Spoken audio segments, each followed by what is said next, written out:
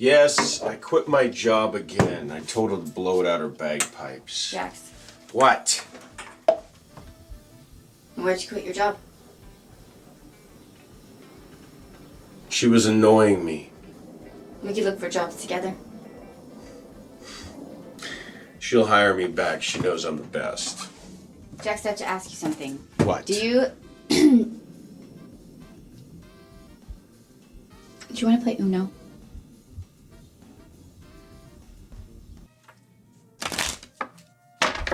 Am I in the frame? How about now? I wish we could have spent more time together while I was here. Yeah, well, next time you're around. What do you two set me up for? Kai, what's the secret? Numbnuts is just too quiet. Jesus had me cornered in the bathroom down here. Today. I told Cal about it, so he's putting his camera on me. What's your secret? So you got film on the Phantom, huh? No, the door was closed. No camera in the bathroom. You're always fabulous at telling tales, Kai. Cal's been pointing his thing at you a lot lately, hasn't he? His camera? It eases my pain for some reason. Yeah, wine. I use wine to ease my pain. What exactly did you tell him? See you drinking gin, not wine. Yeah, gin doesn't ease anything. Drink a lot, don't you? It's comfortable not bullshitting each other. Yeah, it's comfortable. It's almost like before we lost contact. Well, I'd say it's exactly like before we lost contact. What did you tell Cal? That he has to stop stealing your panties? What bothers you more, Cal? That you want to poke Kai or that she doesn't realize it? I want to poke your other eye out of your head if you keep talking like that. You shouldn't have gone into my room. Cal thought Jesus Really? was in your room. Well, that's funny. Cal here's no easy mark, Kai, but you could always outsmart anyone if you just let yourself. You did it. Your I saw Jesus story worked. Cal's got his camera on you. Come on, man, let's play. Kai here's no competition. When Jesus gets off the crapper, we can play teams. You and Kai can be partners. Well, why not? Let's go to the Netherworlds, Dolly. Iva. Oh. Okay. Iva. Miss Voodoo. Where do I, sit? What do I chant? And how, scared am I gonna be? You'll sit in the middle of the room and you'll say what I tell you, and you might just crap your pants. Jax, repeat after me.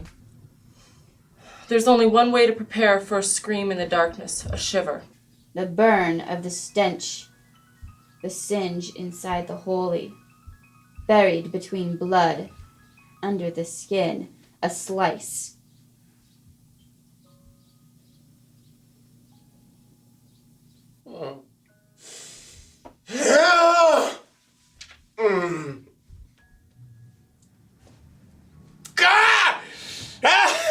Here, ghosty, ghosty, ghosty. In Jesus!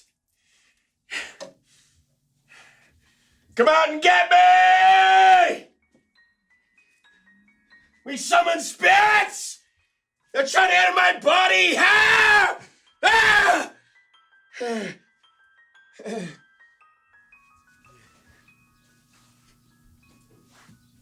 Neat. A month before I went away to college, I drew up plans to make a loft from my dorm room. It was an elevated single bed with a desk built under it. The thing was beautiful. I showed Dad my sketch. He nodded. Then I went away to the mountains for the weekend with the guys. When I came back Sunday afternoon, Dad was in the garage putting the final coat of stain on a loft. An elevated single bed with a desk built under it. It looked nothing like my drawing. The fucking thing was monstrous. He'd used 4x4s for the posts, an actual kitchen countertop for the desk, full sheets of plywood, 2x4s everywhere, thick lag bolts holding up what must have been an entire cord of wood. It was outrageous. I popped. I went off. I was screaming at that. I said that he never listened to me, that I had a plan for the loft, and that he just ignored it. And that if he ever listened to what I said, he might see that I'm not an idiot. I was so mad. He quietly told me my loft probably would have collapsed. But he wasn't fighting back. He was real quiet. A few hours later, I found him in a fetal position in the TV room. His hands were still dirty. His clothes weren't changed. I told him that I was sorry, that I liked the loft a lot, and that I loved him. He nodded. And he went back to watching the television.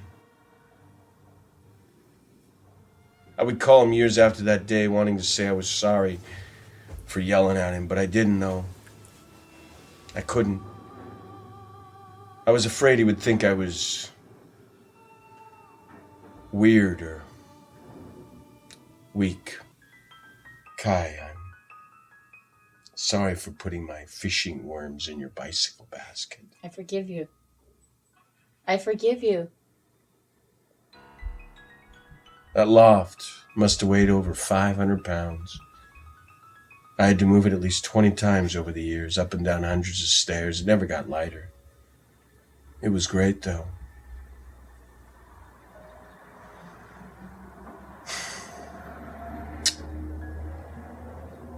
If you're gone when I get back, I'll understand.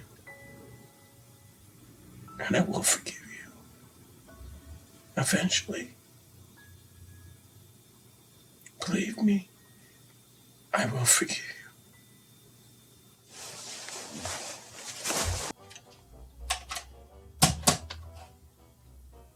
My tape confession.